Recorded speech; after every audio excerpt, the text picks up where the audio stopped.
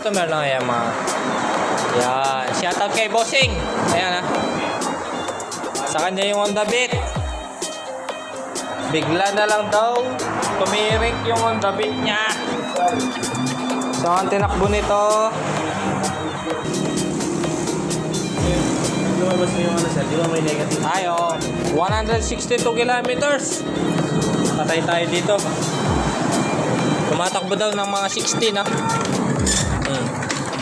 Bigla na lang uminto. So ayan kahit kamay pwedeng sipahin, walang kompresyon.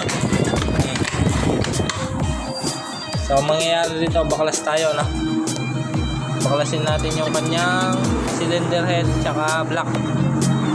Walang kompresyon.